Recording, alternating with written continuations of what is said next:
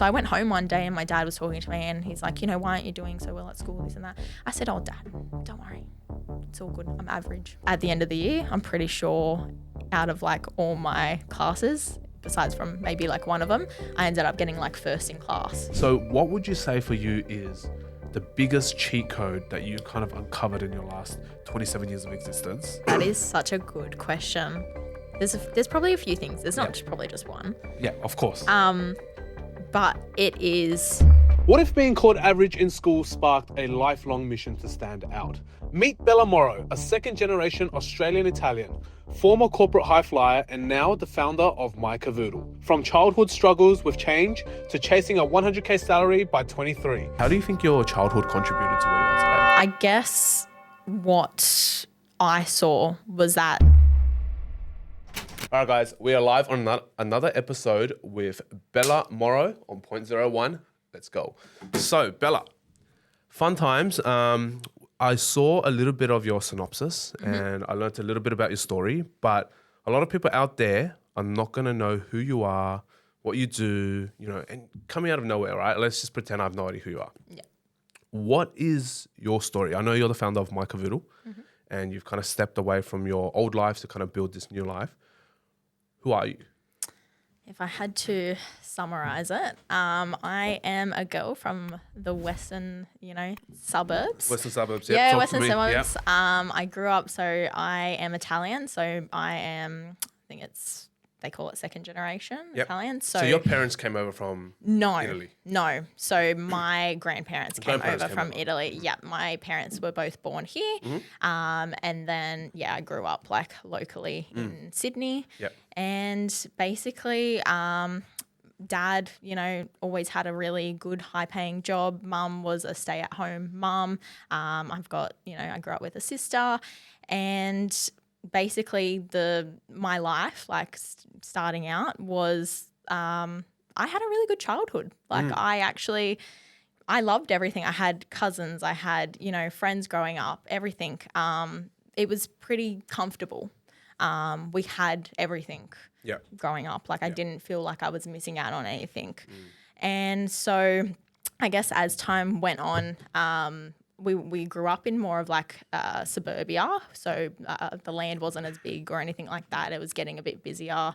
And then Dad wanted us to grow up like on land, a bit more space, freedom in a different area. So we ended up moving out towards, I don't know if you know it, Camden Way. Of course I know Camden. Yeah, it's really beautiful. Yeah. And so he just wanted to give us like a better life than what he had growing up in, more western, inner south. And so we moved out that way and I absolutely loved it. Like really? It was just... How old were you when you moved down? I think I was about 12. Okay. Yeah. So is that high school?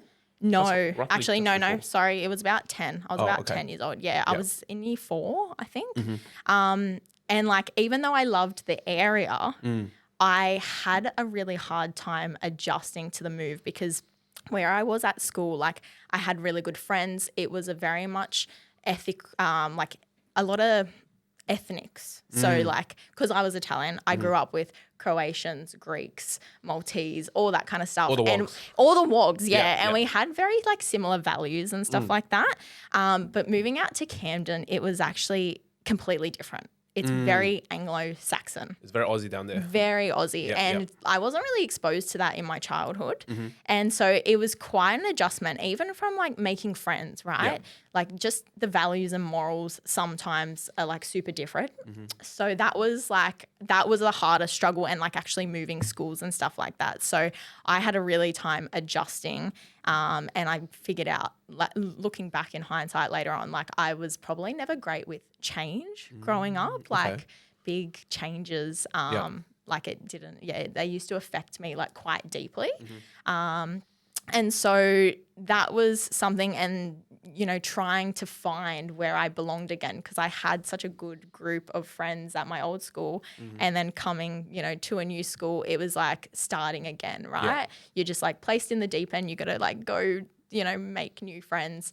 And I had like trouble finding my clique, you know what I mean? And you deal with things like, bullying, obviously, all that, because they're not used to someone from my background. What sort of bullying would you get? Like, because I'm Asian, right? I understand that as well, right? It's very hard to relate sometimes. I get along with the Wogs really well. I grew up in Bexley and Kogarah area, so we had a lot of like Italians, Greeks around. I used to have a nonna when my parents had a shoe shop, and she would always come over and look after me. It's like a little Italian granny. She used to always bring food. So I understand that vibe very well. So what sort of bullying did you kind of get when you were going through transitioning to a new school? Could be something to do with like my looks. Like a lot of the people out there are like very light, fair, like blonde hair. Like now I'm blonde, but that wasn't before. It was a bit like darker, like more brunette, like kind of thing. Like obviously probably like my features, right? Wogs, they have bigger features, like their noses or whatever, kind of thing. And the food as well. So like certain foods that I'd bring to school. I didn't think this was a thing because Dad used to explain it to me when he was growing up. Like it was even worse. Like when he was growing up, like they were really bullied and there was, so like I really didn't expect it going into like another school, like knowing that. So it was around, just like even bringing, I don't know, cabanossi or whatever, or salami or back then, whatever That's it was. so weird that you get bullied for that. It is weird. Like it was, I think, you know what, they were just mean girls. Okay, fair enough. I think, I like learnt to deal quite early, like just to be like resilient and be like, not try to like let it affect me, like even though it did. So, kept moving on, finding new friends, all that.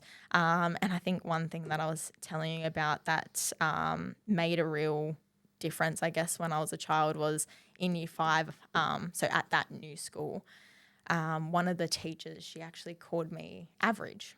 So like the workload and stuff. Like I always did pretty well at my old school, moved to my new school, obviously was struggling. So the workload dropped off and stuff. And she called me average. So I went home one day and my dad was talking to me and he's like, why aren't you doing so well at school, this and that? I said, oh, Dad, don't worry. It's all good. I'm average.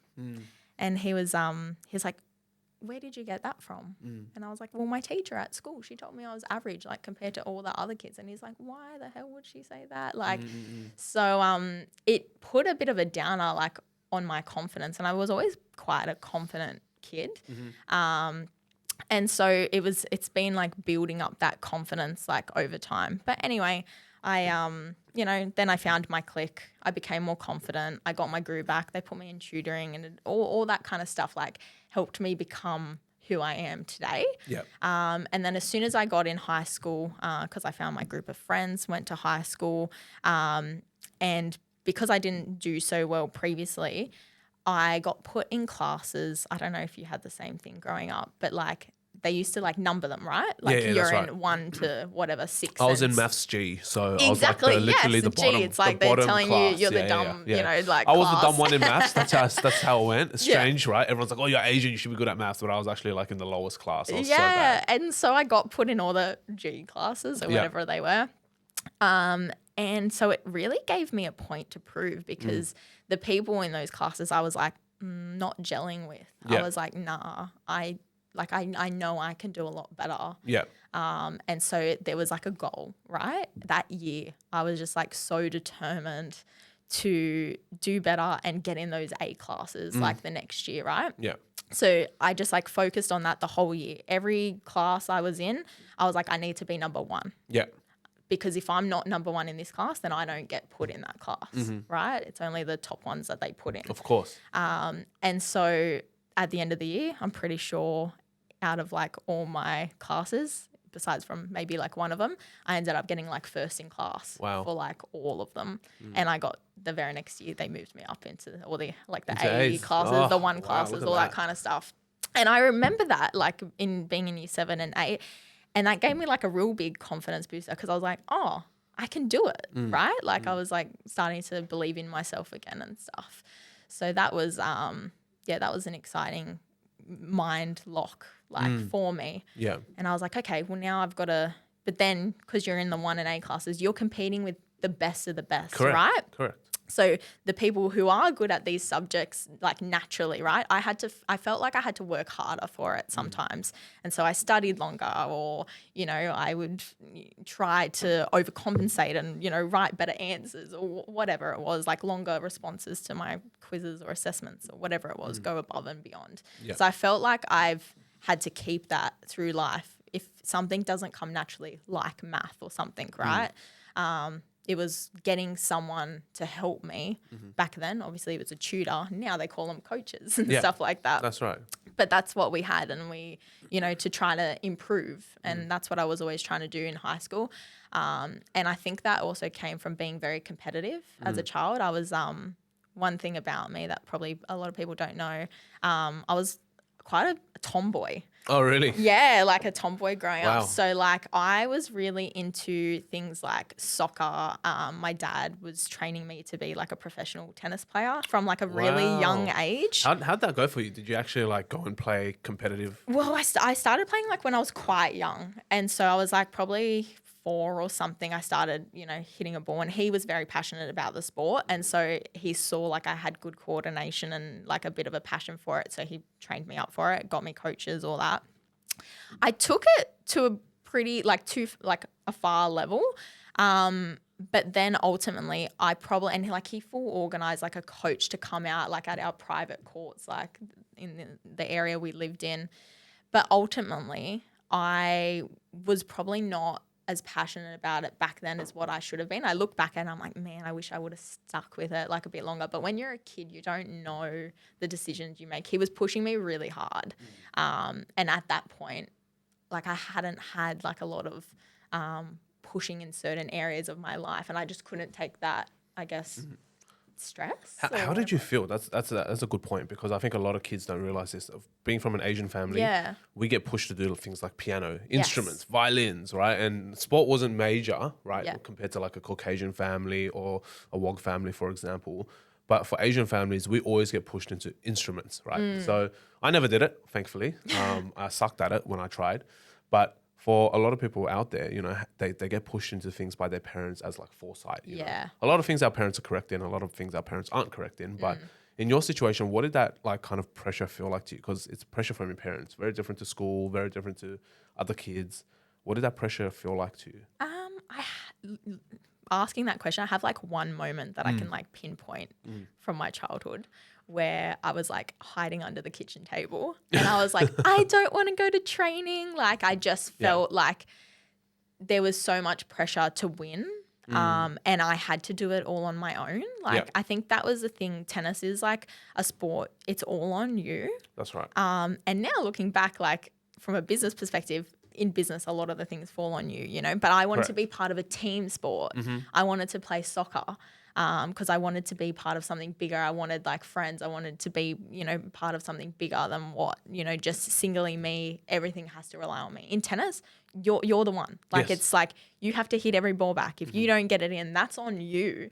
And I think back then that was just too much for like a little, How old were you 6-year-old girl or whatever. 6-year-old? Okay. 6-year-old, 7, 8, 9. Like I think I kept that's going pretty until I was pretty much, I think I probably gave it up around 11, and then he finally gave in and I was able to join a soccer team. Oh, really? So you enjoyed soccer more than you enjoyed tennis? Well, looking back, I probably wasn't the best at soccer. I enjoyed it more because it was like more part of a team, and the teams that I did have, I did really enjoy it. Made friends and stuff like that, but I was better at tennis. Oh, okay. Well, I was way better at tennis. That's I so should have strange. stuck to it. Well, there you go. I mean, like I think a lot of people don't realize that as well. It's another great He life saw lesson. that. So That's he right. obviously saw that skill Yeah, and was like, well, if I push her in this, she could be great at that's that. right.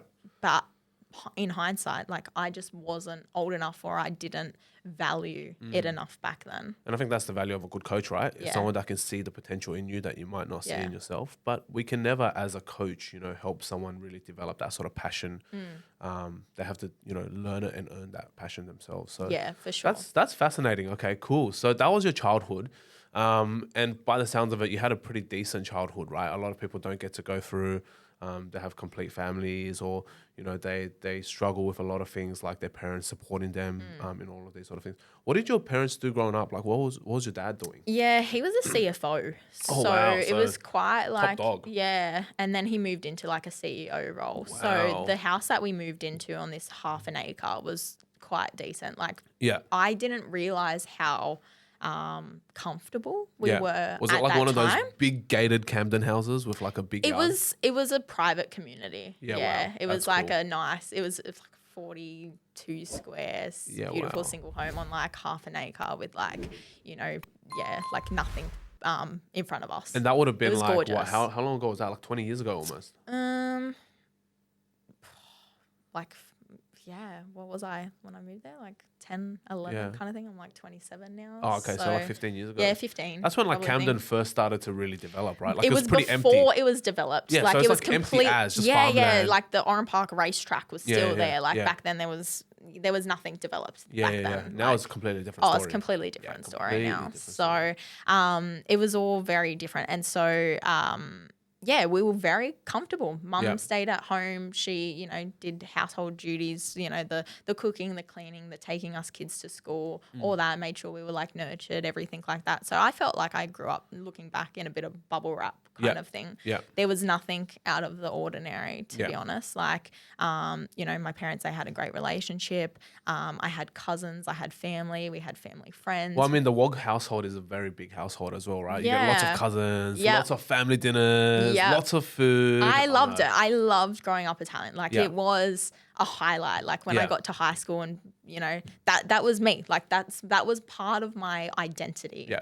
Being like from that culture. Yeah. I felt it so deeply and so strongly back there's then. absolutely nothing wrong with that, right? No. Some people like to shy away from their culture. They're a little bit embarrassed by it because they're trying to, look cool or they're trying to fit in. Yes. But I think it's so cool. Like we all have our different cultures. We all have our different heritage, and growing through all of that, we learn so many different things. So, how would that have translated to where you are today? So obviously fast forward to now, we're 2025 and you've gone on to build your own business, which is great. We'll talk about that in a second.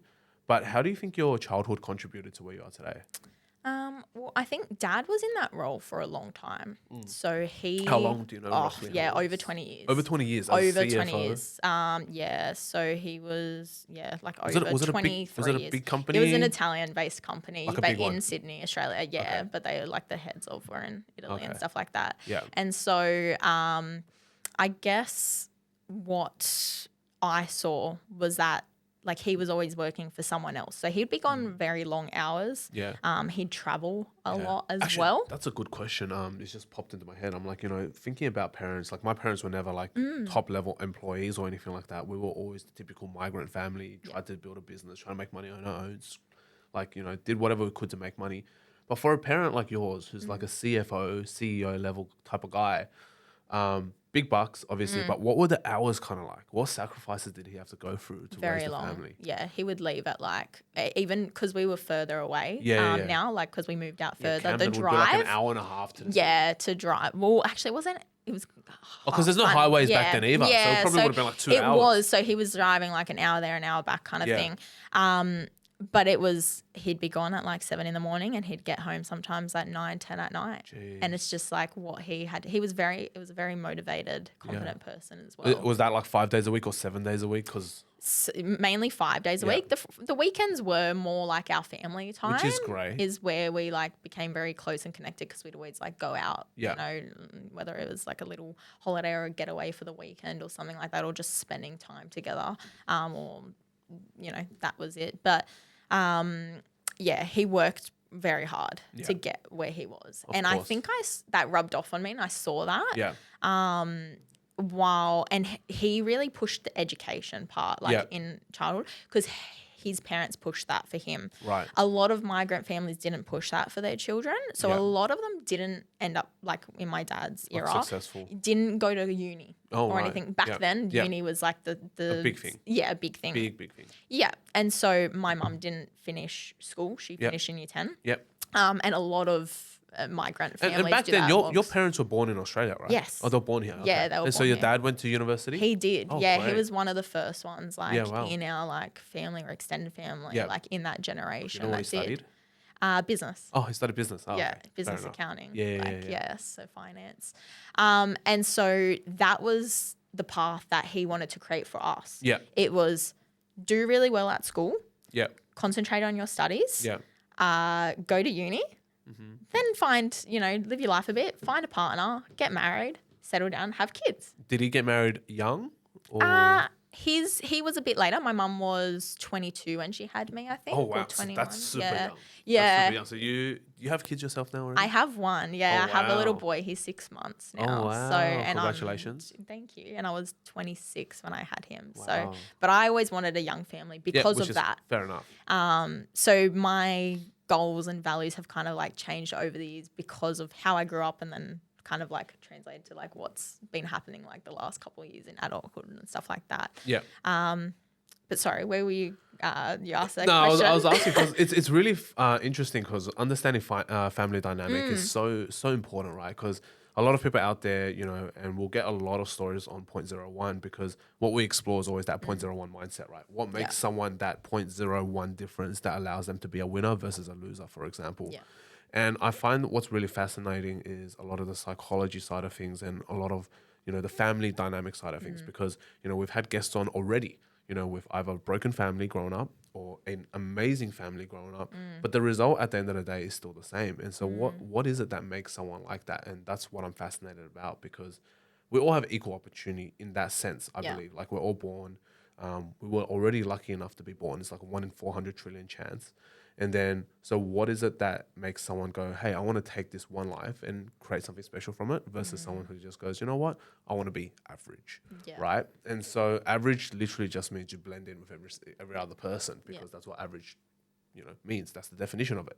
So in your situation, had a great family, great childhood, all fun and games. What happened after that? Did you go to uni? I did go to uni. Yeah, What did I you followed study? the path. Oh, you followed the I path. You followed followed the path. Okay, Yep. to a T. Okay, what did you study? To a T. Yeah, I studied business. Oh, of course. And marketing. Of course. Where at? Just Western Sydney. Actually, I got into Notre Dame. I got early entry into Notre Dame. I did pretty well at school. I got like an 86 ATAR. Okay. Like, did pretty well. But I met my partner like around that time as well. Oh. So things kind of like I was going for the 90, and then he Got kind of distracted. like just a little bit. This is why like, Asian parents tell you no dating until university. Well, that was the rule. I wasn't allowed to have a boyfriend up until I was 18. Like I had like a boyfriend at a younger age, and dad was like, get rid of him. Sack him now. Get rid of him. Or I'll get the shotgun. Get rid of him. No, pretty much. Like, so yeah, I couldn't have like boyfriends growing up, and like we had strict rules and things like that, like no Facebook until this age, or you know, no sleepovers or this and that. So this is so cool because you come from a work family. I'm an Asian family, and it's very, very similar dynamics growing up. And I think that's so interesting. And I think a lot of viewers and audience out there would kind of feel the same, right? Yeah. Like it's so funny, you know, from different parts of the planet, all of these families and cultures and traditions, and some cultures just kind of vibe. It just makes sense. It does. It's just And I think what you were touching on before, why I don't want to be average, is because I did have it in my ear that you aren't average, you know, as a kid. But you always used to say this thing as well, like, don't be a sheep, Bella. Who said that? My Your dad? Wow. Yeah. Don't be a sheep. Because he used to see, sometimes I was a bit of a people pleaser. Yeah. And I just like follow along with what my friends did. But he knew, like he could see the potential in me. Wow. When I couldn't just see it in myself. And he'd be like, don't be a sheep, don't follow them, be different. And I remember that now, and I'm like, oh, like it's such a big thing. And I think that was like one thing that's stuck with me. But then now I've seen how we grew up, how we were so comfortable, what we had. When you have that and then you have to go out on your own, like as an adult, and it's all up to you, right? You're like, well, I want to give my kids what I had. Yeah. I don't want them to struggle and suffer because I've seen from other people what it's like on the other end. Yeah. And I don't want that. Yeah. So like I can't go from that to having nothing. Agreed. So now I have to, and life's harder these days, right? You got to make more money. Well, we can't live in a house like that anymore, you know, because it's changed in Sydney, like house prices, all that, living crazy. expenses, it's all doubled, right? Yeah. So it's made me like work harder and have this extra drive to just like keep pushing and go, well, I need to give my family and my kids the best now because I want to grow up with them, you know, feeling loved and secure and supported and never feel like I have nothing. So that's, a big thing. That's huge. I think having good drivers in your life is great. Having a great influence in your life is also good. I think a lot of people really do struggle and that's why there's a huge like problem with like a daddy issue or a mummy issue. Yeah. Because a lot of people struggle with having a very strong, supportive parent growing up.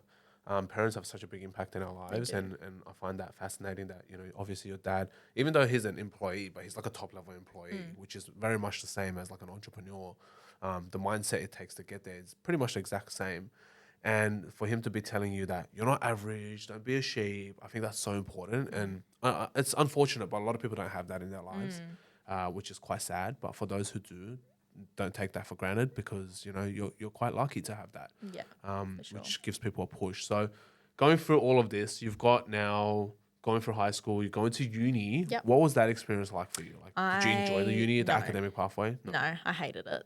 Okay. It was like I had just worked this hard. I like did all this study, and then I have to like go study again for like all these years, and Like, it was how long was that different. education? 6 years in primary, 6 years in high school, Yep. and then maybe was 3 another to 3, 5 years yeah. in uni, based on what degree you want. Pretty much. So you're talking what, 15 years or to 17 years of studying, Yeah. just so you can kind of really start. I was just burnt out, and I just wanted to work. So one thing I probably haven't touched on is because I'm very competitive by nature. I wanted to be like the first out of my friends to get a job when I was a kid. So like I knew you could get a job when you were 14. Yeah. Like back then. Yeah. So like I wanted to be the first to do that. Yeah. So I went and did that, and then everyone else started kind of like following afterwards. What sort of job did you get? Actually I worked at Blockbuster. Oh, well, anyone who knows Blockbuster, or the Gen Zs out there probably don't know what Blockbuster is, but it's gone skis. It was it's gone. so good. It was the best first job. I loved it. Really? Yeah, I was like adamant. I was like, I don't want to work at a fast food chain. Yeah. And Blockbuster was in Camden? Was that a Camden? Yeah, one? there was a few there was a out there. Blockbuster There were like 2 or 3. There was Video Easy. There was Civic. Oh, yeah. There was Video so Easy. many yeah. back Video then. Easy and Civic, for those who remember, those Yeah. were like the media companies of the days. So like, I used to go with my dad down to the Yeah. like the movie shop because he was into movies a lot. Yeah. And I'd be there and I'd be like, oh, I'd like to work here one day. Yeah, and yeah. I remember always going in with him and like picking movies and stuff like that. And I'm like, oh, when I'm turned 14, I'm gonna hand my resume in No here. way. And I like went for the interview and I like got it. Wow. And I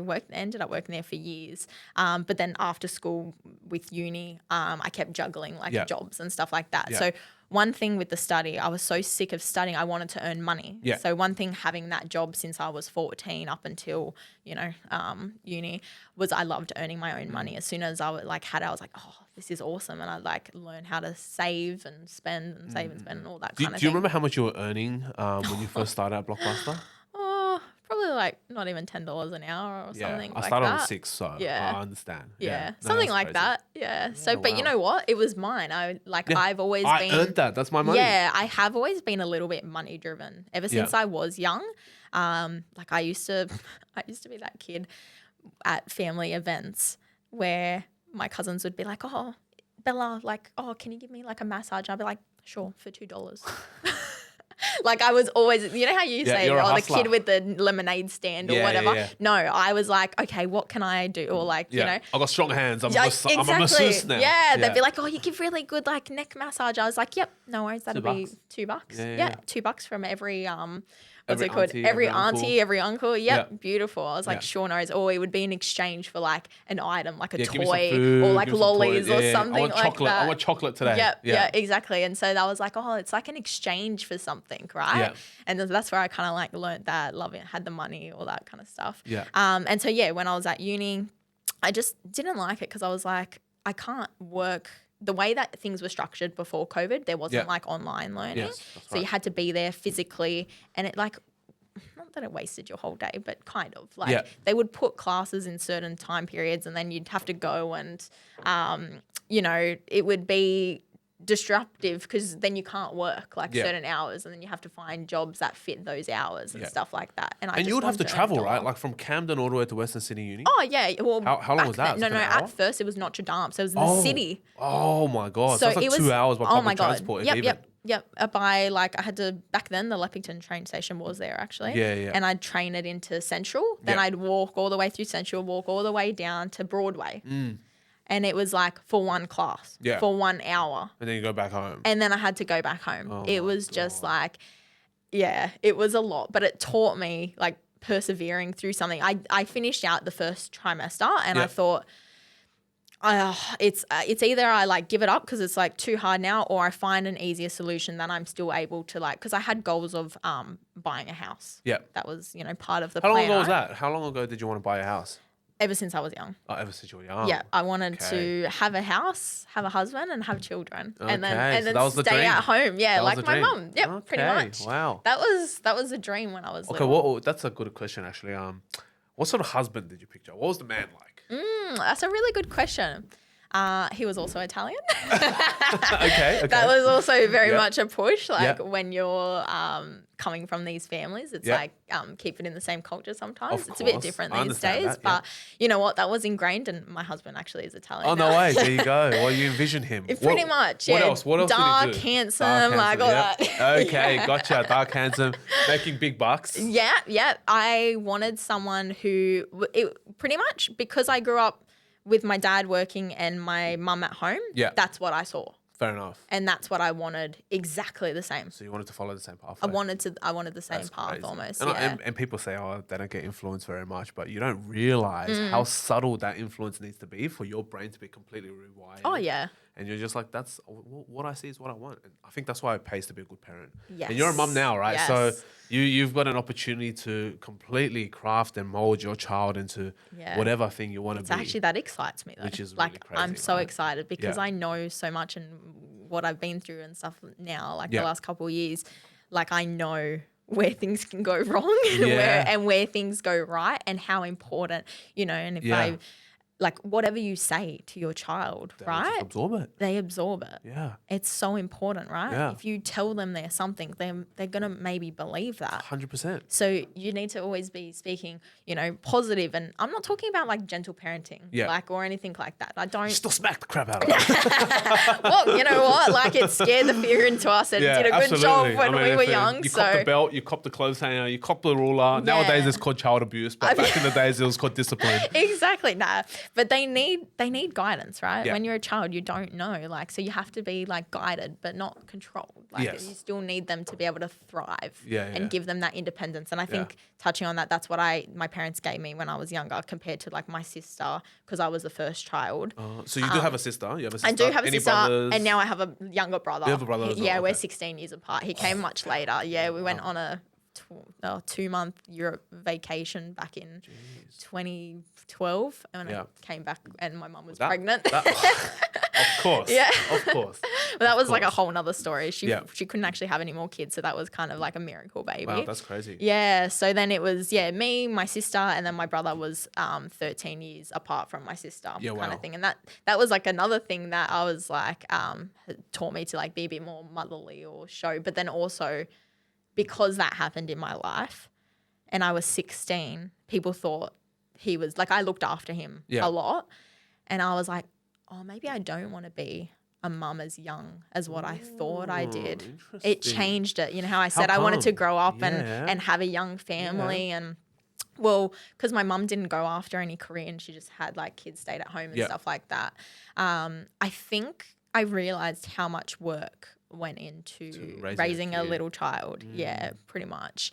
And because my dad was working even longer as he turned into the CEO when my brother was born. And so he was working even longer, traveling even more. He was like away for like over 200 days of the year. No, wow. Yeah, That's a so it lot was of like time. my mum at home doing everything and taking us everywhere, from taking me to work. Yeah. And like I used to work sometimes from to Blockbuster at 10 p.m. She would Yeah, put yeah, my that's brother right. in the car. She just did anything really Yeah. to make it work. She made it look so easy. Yeah.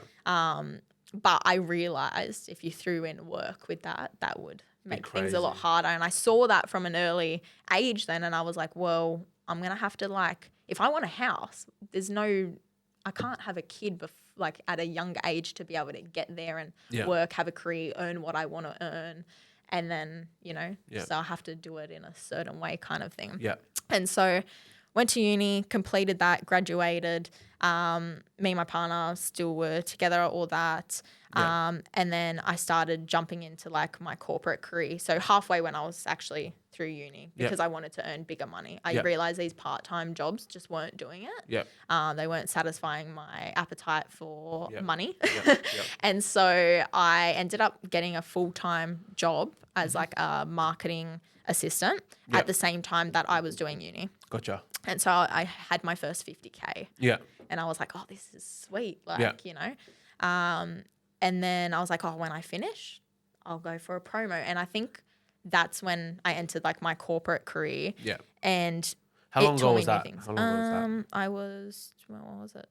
I was probably 21. 21. 2021. Yeah. Yeah. And how old are you now, if you don't mind? I'm 27 now. 26. Yeah. So about 6 years ago, which is COVID time, 2019. No, was it? No, earlier than that. No. Just before, so it 2018 roughly. Actually, it was earlier than, sorry. 2017, 2018. 2017, 20. So you would have been like 20. Yeah. Yeah. Yeah, like yeah. Even I was earlier. pretty young. Yeah.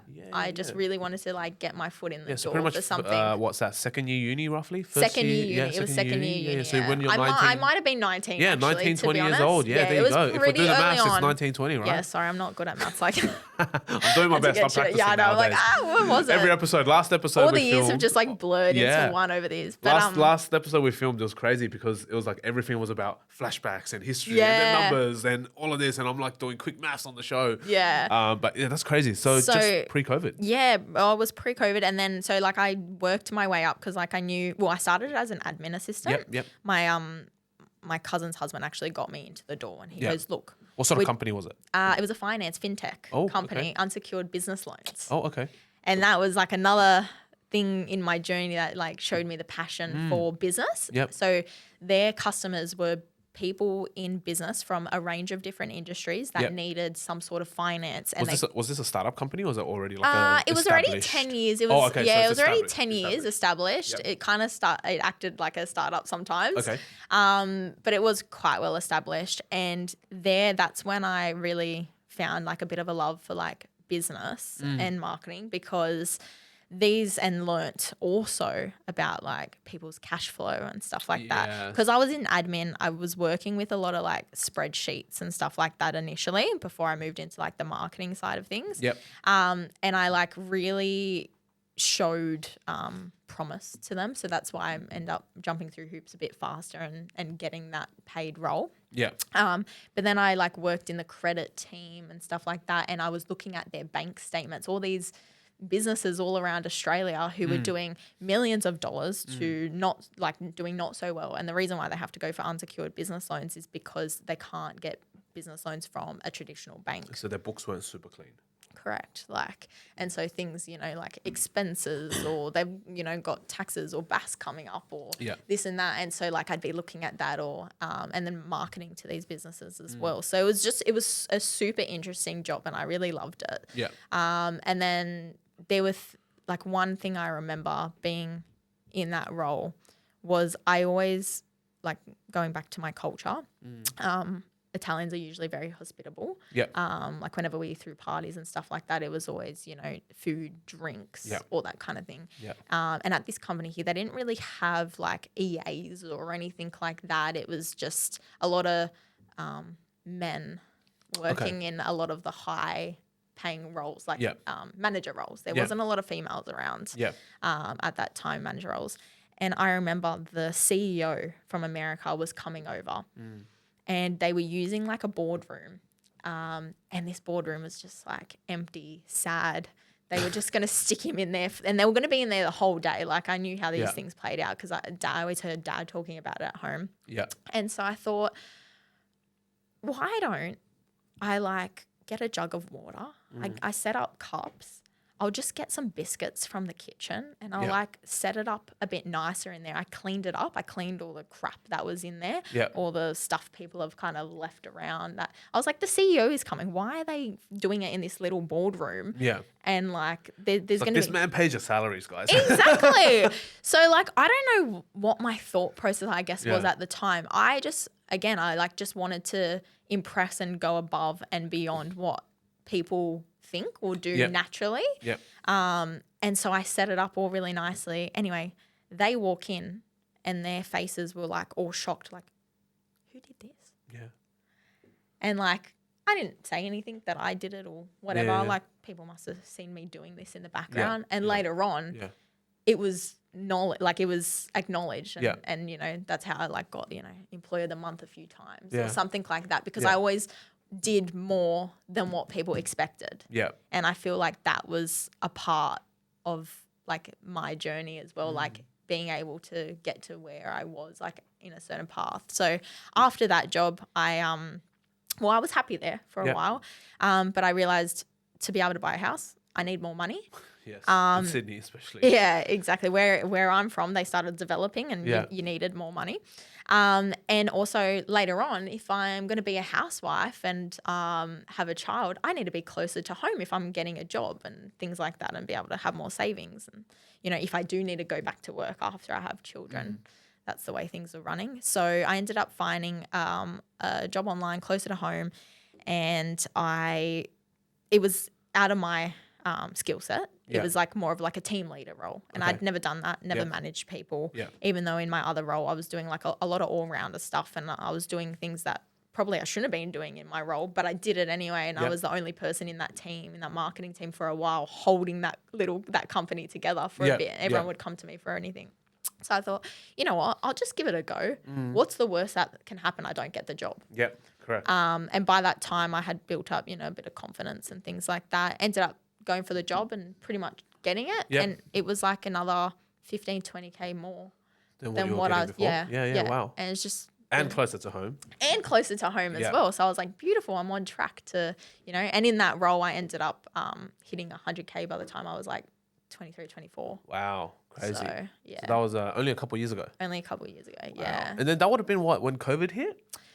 That was during COVID, yeah. During So COVID. I literally got that job December 2019. Yeah, just before. Was that lockdowns? Just before COVID, lockdowns, yeah. right? It came March 2020 it was. Yeah. Moved into that job. It was actually a commercial cleaning company. Oh, like geez. selling products. Wow. Okay. So hand sanitizer, Yeah. toilet paper. Wow, that popped off. Oh my God. It was, and I was, again, they cleaned their marketing team out. Yeah. I was thrown into the deep end, and I was the only one in that business. Wow. And I was managing things they were a national company as well. So they had offers in WA, New South Wales, Queensland, all that kind of stuff. Far out. Right time, right place. Look at that. Pretty much. Wow. And so I was able to progress really quickly in that, learn a lot about products, packaging, and that's kind of like where my love of all that kind of came from. And I saw the manufacturing process, growing a team as well. So I ended up eventually having like 3 people under me. I did like a lot of big events and stuff, like trade shows, things. And then, as soon as I hit 100K, I quit, because by that point I was just, the environment felt a bit toxic. I wasn't fulfilled. Yeah. There was a whole number of things that we can go into. Yeah, fair enough. So, wow, during this COVID moment, where was the turning point for you then? Like, you know, obviously everything's going well. You're young, you're hungry, you're ambitious. You're learning from the right places. You're sticking with your roles for long enough for you to actually learn and grow. Because a lot of time nowadays, kids just stay there for, you know, they'll stay in a job for 3 months or 6 months and then they'll bounce. And I think they like it's not enough time. Yeah. I usually like to say, you know, 2 to 3 years is a good stint. You know, you'll learn a lot. And at that stage, if you feel like it's time to move on, it's time to move on. But for a lot of people, they don't, like, especially for roles that are kind of unidirectional, right? But with what you're doing, like, obviously you're touching all of these different points and you're learning all of these different things, which is great. What was the turning point for you then when you wanted to start a business? Because career is obviously going well. Yeah. You know, you could have kept progressing. By 30, you probably would be on 150, 200K. You know, could have been done. Yeah. So what was the turning point to kind of dive into business then? Well, because of COVID, I figured out I loved working from home. Yeah. And that flexibility that it gave me as well. So I was still able to work, but then I was able to be at home. It cut travel time. And because I'd traveled so much for so many years between uni and work and this and that, I was like, oh my God, this is so nice. I have so much more time to myself. And at that point, I was also really focused on my like fitness and stuff, like as well as like losing weight. Yeah. And so I realized I gained a lot more time in my day back, and just like having a lot more flexibility to my schedule. They let me start earlier and I finished earlier and things like that. And I was like, oh, this flexibility is great. Yeah. So it was starting to like see points of freedom that I hadn't before, or that constrained other people in my family that, you know, when they were working for people. And I was like, oh, this is, I could see myself working from home like full time or something. And back then it wasn't a thing before COVID. That's right. Only COVID kind of like bring that out for people. That's right. I also saw these guys were making quite a bit of money, like, and they worked hard, but they played hard too. Like they used to, you know, flaunt their cash on stuff. Yeah. And I was like, that's so interesting. Like this like them having a business, I didn't realize you could do that. This is a cleaning business, right? This is a cleaning business, yeah. And they were a certain culture as well. Okay, yeah. Probably won't say it. Bit different, but I saw certain like quirks and stuff that they had. And I was like, yeah, this is interesting. They're living a completely different life as well. They had quite strong values in terms of like family and business. Yeah. That was family, business, and religion. Super separated. No, like it was super merged. Crazy. They only really hired people within their community. Yeah. So it was all those touch points and stuff were very like they worked with their family. Yeah. And business and family, it was like then they would invite everyone over back to their houses every night and stuff like that. And hearing it, and business was just part of their lifestyle. It wasn't separate. Yeah.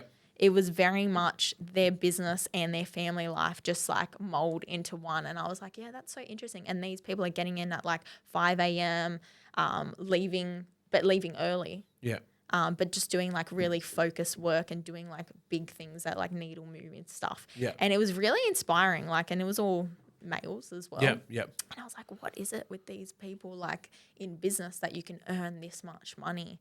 And it just kind of like inspired me to a point. Yeah. And they were very much about like, they weren't allowed to go to uni and stuff like that because of their religion. Yeah. But they went still very far. They still believed in educating themselves, but they had their own education touch points and stuff and did read books and things like that. Yeah. And so it was quite interesting to learn from that. Yeah. But yeah.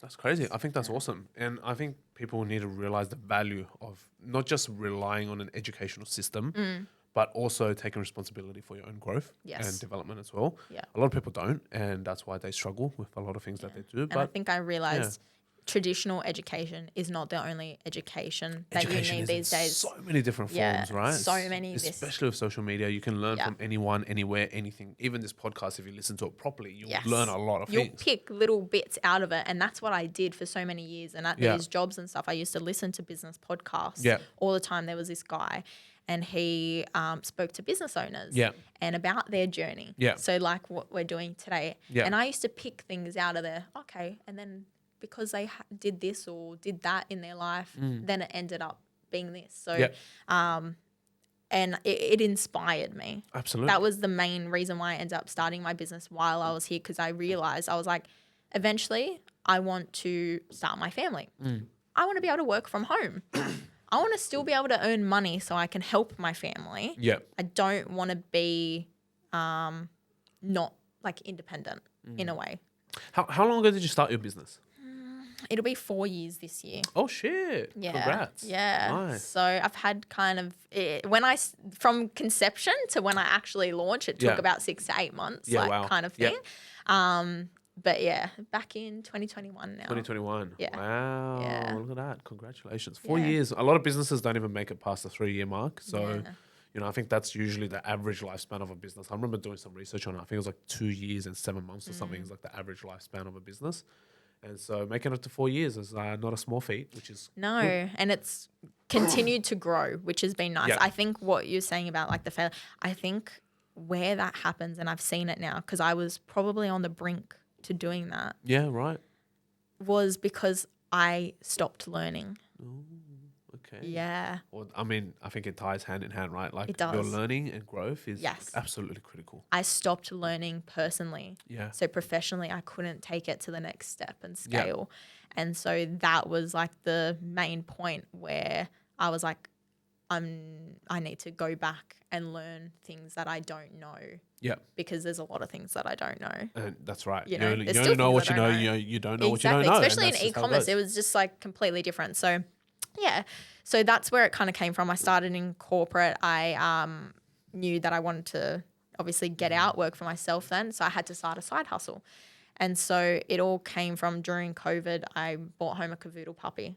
Okay. Yeah. Okay, cute. Yeah. Cute. And they were quite popular during that time. How much did you pay for the puppy? Because I bought a puppy. $6,000. Yeah. Yeah, because I lost 2 dogs during COVID from old age and just illness. And I was like, oh, fuck, it was COVID. I was like, we need a pet. We need Everyone you was know, thinking the everyone same loves way. like in our family, like our dogs were our babies, and so we're like, fuck, it's so sad. We lost 2 in a row, like back to back, and we were just like, the house is so quiet. Yeah. So I decided to surprise my mum, and we had Pomeranians. We loved them; they were so great. And then we wanted to buy. I wanted to buy a Japanese Spitz, something a little bit bigger.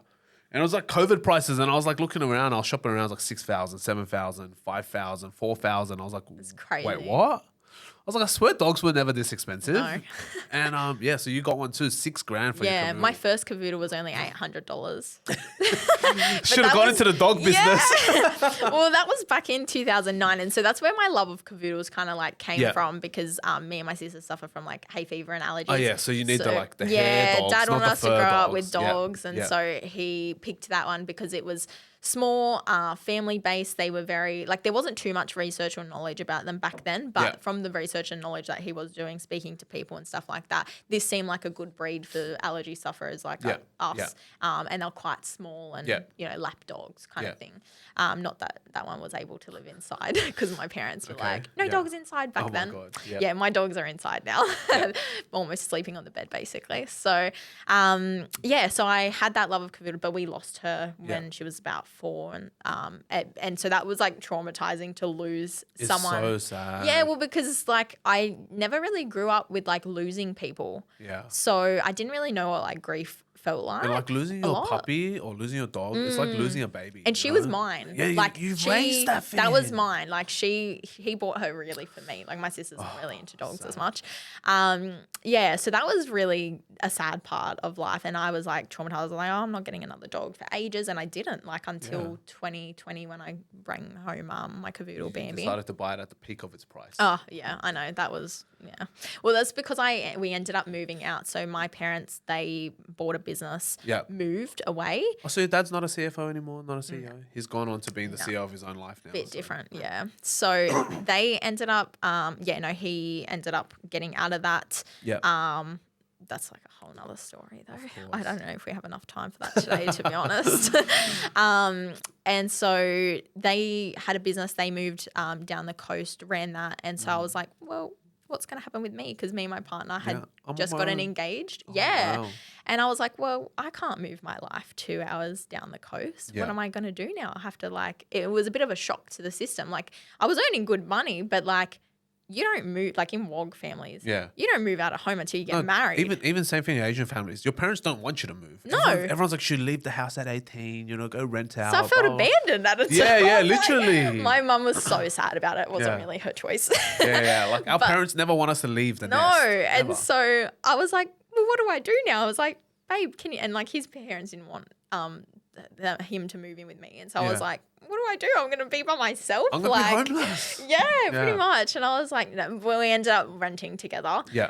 It was really good that period of time as well, because it taught us like how to live and like, manage our expenses and things like that. Because when you're living at home, you don't realize how expensive life can be and things. Life is expensive. Yeah. And life is expensive. So yeah. And then because we were living by ourselves, I was like, perfect, I get a dog. But I didn't tell him. So it was done without his permission. Yeah, nice. To be honest, Nice. So we did go to the pet store that Sunday. Yeah. And I was like, please, like, can I have a puppy? Please. And he's like, no, we're renting this and that. And I was like, so depressed about it. Yeah. Because I used to work from home a lot during that time as well. Yeah. I stayed home that Monday, and I started working, and I was like, stuff it. Yeah. I'm getting the puppy. I was like, I'm getting the puppy. I like went back to the pet shop. Yeah. I was like, I think I want that one. I was like, yep, her. And then I was like so scared doing it. And they like loaded my trolley up with stuff. Yeah. And I bring her home and I was like, shit, he's gonna fucking kill me. Yeah. Like he walked through that door and he looked down the corridor. He goes, I can't believe you fucking did it. This was before our counselor joined as well. Yeah. So he's like, I can't believe you fucking got a puppy. And I was like, yep, sorry, it's too late now. Yeah. And no refunds. Forgiveness. What's it called? Don't ask for permission. Ask for forgiveness. That's right. Yeah. So that's what was going. That's been working in my life a lot lately. Yeah. And so you know what though, that decision Yeah. in that moment changed my life forever, pretty much. Yeah. But then I felt guilty going to work now for like 8-9 hours, leaving her, coming back home. So that was like a part of it. But then I started bathing her with the stuff that I bought at the pet shop, and it was terrible. Like I was breaking out in hives. She was itchy. I was itchy. So I started going on this research of all these different type of like pet shampoos and brands and this and that. And I had people like things sent to me, using them, testing them out, and I hated all of them. Yeah, no good. No good. And I was just like, how hard could it be to do it myself? Yeah. And literally that was the spark. Wow. And then that's how I was like, I'm going to see how hard it would be to create my own dog shampoo. Yeah. And because I was working at that same time doing like marketing for a company who at that same time chemicals, yeah. I was speaking to chemists and manufacturers and seeing how things worked, and we were doing human shampoo, human soaps. Oh, really? Yeah, and I was developing package. I was working with my graphic designer to do packaging around all that, and I was seeing what they were doing wrong. So this is the thing, working for someone else, you only have a say so much. Yeah. Right? It's someone else's business. At the end of the day, they're the decision maker. That's right. You know, I can't be like, you're doing it wrong. Yeah. I'll lose my job. That's right. You know, you can't be too cocky in that kind of circumstance. Yeah. And so you can say, oh, I don't think this would work, or maybe we should do it this way. But at the end of the day, if you've got all the, you know, designs or whatever it is out in the thing, and you're like, I really like this one. And then, and he just goes, no, I like that one. And I'm like, that's the shittest design. Okay, all good. No worries. I was like, I was just giving you another option, but I was hoping you were going to say no to that one. So I learned later on, don't give people too many options. You know, space it out to what you just want. But anyway, and so I saw a lot of decisions, and that was a B2B business and not B2C. Yeah. But they were running it completely like B2B, and I was like, but you don't understand. So is that like with a big sales team, they're calling people, door knocking, stuff like that? Yeah, and they didn't really believe in social media or anything like that. Part down to also their religion. But I saw how big social media could be in promoting products, and I was saying to them, like, you don't understand, like, yes, you're targeting businesses. They're part of a big business. But the facilities person you're targeting is a human just like me and you. They're a consumer. That's right. So, like, they're not living their life on LinkedIn. Yep. Like, they're living their life on Facebook or Instagram. Like, we should be doing more on that, or, like, other ways to market to these people, or the labels. Like, it's very, like, you know, very commercial. Generic, black and white, just the label, not great. the function. Like, you know, it doesn't catch their eyes. I was like, you need to be a bit different. Like, and it just wasn't always getting through at that time kind of thing. And that's where the idea was like, oh, if I did it myself, this is how I would do it. And so that's what happened when I started creating my business. I was like, I'm going to do it like this. This is how I'm going to set it up from the start. Because I saw when things aren't set up right from the start, sometimes the chaos that can happen. Of course. They had multiple different websites, multiple different brands, multiple different things that had to be like all, you know, bundled into one later because people were making all the wrong decisions. And it helped me to just see all those bad decisions. Yeah. And if you don't get out there and live your life and be exposed to these things, you can't learn from them. That's right. So it's great to learn from other people's mistakes instead of always making them yourself. I'm very quick. If I make a mistake, I don't do it again. So that's, you know, part of the... That's cool. So, all right. So everything's going nice and smooth. So far, like, it sounds like your journey has been smooth. It sounds good. Yeah. Good family, education, getting promotions, getting promoted young. Perfect timing, opportunities. Like COVID, cleaning company, like you can't ask for better than that. Like it's almost asking as if like you're a vaccine maker in the middle of the COVID, you know, pandemic, right? So you've nailed everything so far. What about the challenges? Like to get to where you are today, obviously you've built now $1 million business, which is, you know, great. What were the major challenges that you faced along the way? Did you have many challenges and sacrifices? So I think that all sounds all great. Like you can always, I can say things the that make it sound even great, right? Especially social media. Social media is just like it's the highlight reel of life, right? So exactly. No one knows what real challenges we have to go through as founders, as business owners to get to where we want to be. And it's that's actually what makes the difference, right? It's not the successes because you know, it's easy to talk about wins, but the sad moments, the heartbreaks, the the depression moments that we get in our business where we feel all alone. Yeah. What was that like for you? Like the challenges? Yeah, and that's what people didn't see behind the scenes. Yeah. The struggle. It looked all nice from the outside because we don't always share the bad stuff, right? Of course. I've gotten better at sharing it, but to a point, I guess. But happy to talk about it today a little bit more. Of course, we'll dive deep into it. Yeah. So one point was as a kid, I always struggled with my weight. Okay. So I was always up and down very much. So were you like a fat kid or were you like a skinny kid? No, so I was pretty skinny as a child because I was always playing sports and stuff like that. But as soon as I hit like adolescence, then I started putting on this weight that I wasn't used to. Do you know why? Was it just like from diet or was it from like health conditions? Yeah, what was it? later on I like did some testing and it's like so diabetes kind of like runs in my family and so I very common in Wog families. And I got tested for like insulin resistance. Yeah. So there's this thing if like your sugars are too high, if you're eating the wrong foods and stuff like that, if you hold weight in certain areas, if I didn't look after myself and it's mainly diet related. Yeah. Like I could go on to get diabetes like my grandparents or something like right. that. So we found that quite early and found that that could be the reason why I was like putting on weight. And it was the food that I was eating. Coming from a Wog family. Italian food? Pasta, pizza, The schnitzel, potatoes, carbs. Carbs and oils. Pretty much like Yum. the Mediterranean diet. And I loved it. I'm like, I was such a big foodie. Yeah. Massive. I love food too. I love cooking it as well. I'm very much like, that's one passion like in my life. Probably a lot of people don't know about me as well. I love cooking savory meals for people. That's like how Italian I show my love. Italian food or everything? Mainly Italian food. Yeah. But that's like how I show my love and like my love language between me and my partner is food. That's how we like bonded as well. Yeah. So adolescence, put on weight. So ended up going to see a naturopath and doing quite a few things and, able to maintain it. But then high school again, always up and down. There was a point where it was actually, I got asked to be in my cousin's bridal party. Yeah. And at that point in time, I didn't realize I had put on so much weight. Do you remember how much weight you put on? I think I was probably like another 15 kilos heavier than usual during school because I was studying so much. And when you study, you have your bags of lollies and chips and your thing and you're just binging it. Yeah. And that's what I used to do. Yeah. Binge those snacks, binge after school. Yeah. All that kind of stuff, have more carbs. And we weren't really an exercise family. Like no one went to the gym in my family.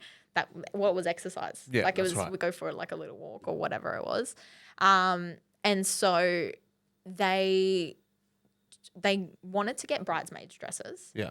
And I remember her saying, "Oh, we're just going to get a size bigger." Yeah. Just in case. Oh my God. And like it didn't come from a bad place or anything. Yeah. Like it was just like, like obviously these dresses are expensive and stuff like that. So just in case, you can always bring it in. Yeah. But you can't take it out. You have to buy a whole new dress, that's right. You can tailor it down. Women but you understand where I'm coming from there. Yeah. So, and they took a photo of me in that dress, and I saw the photo, and that was it. I was like, oh my God. I was like, oh no, that's not me. Wow. So I saw myself in like a different light, and hearing those words, I was like, nah. And that was like another, because I'm so competitive, and I was hearing it, I was like, nah. And then you're thinking I'm going to be in a bigger dress size. I was like, nah, I've got to prove them wrong. I was like, that's it. I'm losing weight. Wow. So I like, and I did it myself too at that stage. And so I changed my diet up. I started running. I was like, I've never run in my life. I started like running kilometers around my estate. I started prepping my own food. So I wouldn't let my mum prep my own food anymore. I prepped my breakfast. I prepped my lunch. And there was no education really too much back then about what like low carb, high protein, keto, nothing like that when I was like, how old was I? 16. I was 15, 16 at the time. Well, there's fitness coaches everywhere now. So now dime a dozen fitness gurus. Yeah, but this was like over 12, 13 years ago. Yeah. So I just had to learn things myself, but I knew eating like real foods. I had talked to people, it's the start of Instagram, stuff like that. I was learning stuff on my own, doing Googling. So I was eating like a lot of protein, cutting out the carbs. Anyway, I lost 13 kilos on my own, like at that time within a space of less than a year. That's crazy. And like, yeah, no, I was really impressed with that. And so I felt good. I felt confident going, you know, into like my senior stage of school and stuff like that.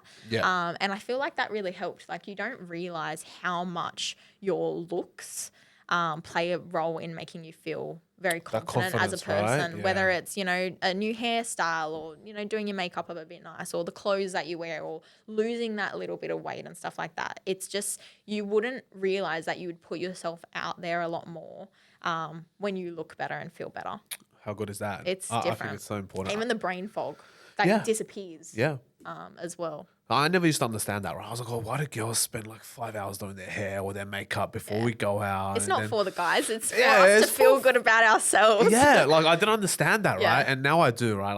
I look at my girlfriend. I'm like, okay, you take your time. If you need nails, we'll get your nails done. Get your hair done. Get your lashes. Get your brows. Whatever it is, right? Yeah. And it's like you look at your partner and you go, far out. They spend a lot more time. And I think us guys just don't get that. Yeah, no. For us, it's fair like, enough. yeah, whatever. Nice haircut, good shirt. Yeah, you're good. Like you're out later. 15 minutes done. So that was the start of it. But then what happened again, fast forward, met my partner. Yep. Love language was food. I would cook him food. Yep. We'd go out for dessert dinners multiple times a week. Yep. I started putting it all back The on. relationship weight. We The love it. relationship weight, yep. So after school, during uni, putting it back on. Yeah. And I got even bigger. Wow. Like really big more. And for I those put who it all can't, back on. for those who are listening who can't see, obviously on the potty when they're Yeah. watching the video, they can see you're a small girl.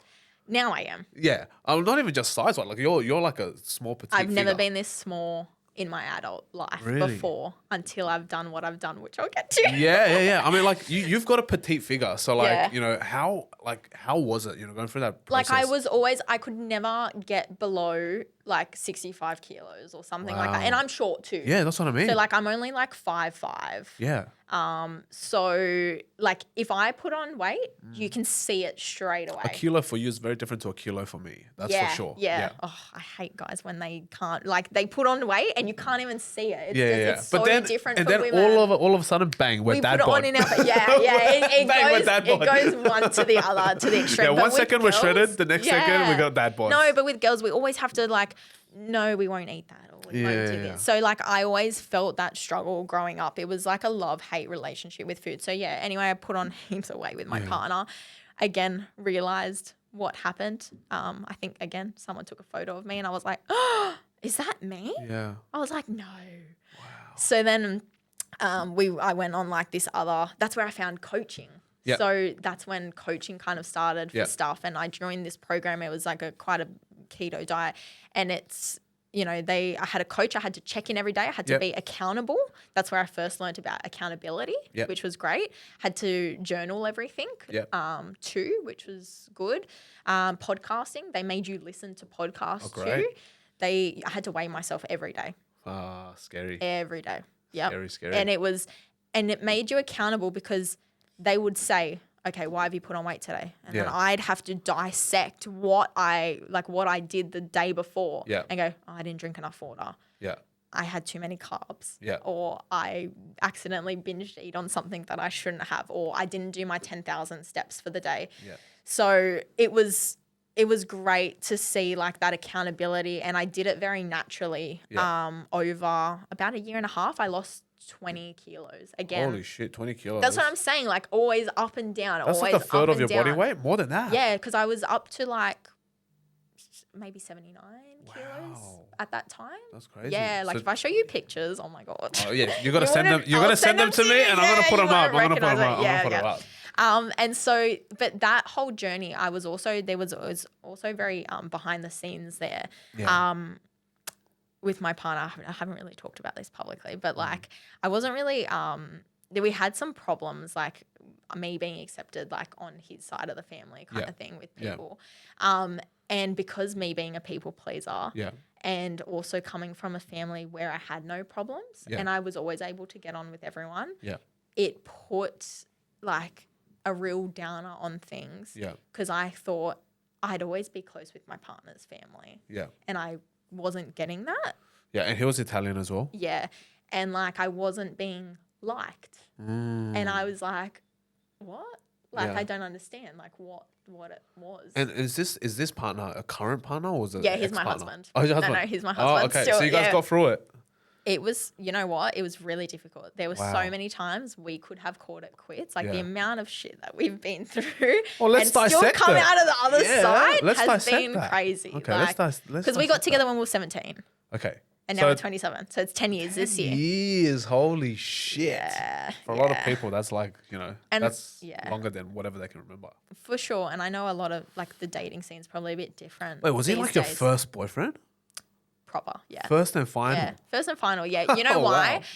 wow. Growing up Anglo-Saxon, like in Yeah. a community like that, like Yeah. I saw people were just dating to date. Yes, I think there's a lot of that, especially this generation. There's a lot of Yeah, and dating to I date. never grew up knowing that. It Yeah. was always like drilled into me, like you're only dating to marry. I agree. I'm on the same spectrum. Yeah, so like if you're gonna choose your partner, make sure you're looking for someone that is see husband life- worthy. yeah, Yeah, that you can see see life life, with. through Yeah, with. yeah, yeah. I wasn't interested in choosing a partner that I had nothing in common with or like only certain aspects of stuff, but he wouldn't be a good husband. He wouldn't, you know, be a Not good just the dad pretty later face, on. No, not just the body no. count. Like that's just what the Exactly. generation now is. No, kinda like. for sure. Yeah. Like, yeah, maybe I could have ended up with other people if I wanted, but I was looking for something specific. Yeah. That probably sounds really bad. No, but I think that's still very, very important. I mean, Yeah. like a lot of people don't know what they want, right? Yeah. And so you end up dating a lot of people that are very wrong for you. Yeah. I think people need to actually even have a more clearer picture. Like I need to know what kind of hair does she have, what kind of personality, how tall is she, what type of lifestyle does Kind she of want like to manifesting it. I think it's very but important. not having like a massive checklist. And if someone yeah, I doesn't mean, if your fix checklist- that your checklist is like- yeah, then yeah, just yeah, turning yeah, them yeah, away. that's right, Because I that's think right. a lot of people do that these days and then they don't know how to compromise on certain things. Yeah, No one's perfect. 100%. I'm not perfect. Only I'm perfect. So yeah, I think people forget that these days. Yeah. I But, agree. Yeah. I agree. I agree. I think it's crazy, right? Because everyone like either has a checklist or they just don't care and the standards are very Yeah. low. So Yeah. it's very, very different, I think especially with it's the social media. self-esteem and that comes from it. Self-esteem, Yeah. social media. But when I met my influence. partner, I was Yeah. feeling good about myself. Oh, great. I think you choose also people in that, and people come to The you. energy. The energy in certain times when you're feeling good about yourself, Yeah. you attract that, right? yes, And correct. so you're going into it with like your eyes open. Where did you meet him? It's a funny story actually. So I was at school. I had a friend, and she was introducing me to a guy. This is high school or Yeah, I was in high right? school. Yeah, just I was end in of year high 12. school. End of high yeah. school. Yeah. Yeah. Actually, was it end of year 11 or 12? Anyway, Mm, it was one of those years. She was wanting to introduce me to someone. I think it was the end of year 11. And I was like, I'm not interested. I was very focused on my studies. Dad told me no. Yeah, Dad told me no. I was like, no, I'm not allowed to date till I'm 18. But I was like, oh, whatever. She's like, oh, he wants to message you. I was like, not really interested, but whatever. Yeah. You know, Yeah. if it happens, it happens. Anyway, so I started talking to this guy, realized I was like, not really for me. Yeah.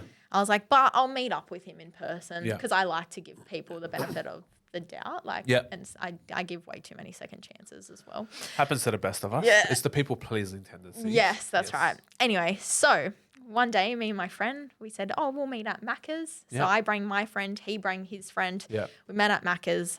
I realized, I was like, nah, I don't like this guy. But I He's like his not friend. for me. But I like his friend. Yeah. I was like, ooh. And they both had the same name too. It was so awkward. That's and super then, awkward. yeah. And I was just like, oh, damn, I wish. And I walked away from meeting him. And I said to my friend at the time, I said, damn, I wish his friend was single. Was it not? He wasn't, no. Oh, okay. And I wouldn't go there. But like when we were talking, there was a vibe. There was like a spark, like a click. It's one of Like, I those just knew. fantasy moments. It's like, It bang. was, yeah. And I was The just like, butterflies. wow, like he would be like a really great guy for me. Yeah. But I was like, I have standards Yeah, and you can't morals. go I'm there, not yeah. going to go there. Yeah, of course. that's like, and so I just forgot about the whole situation, went on with my life, focused on my studies and Yeah. stuff. I was studying one night, Yeah.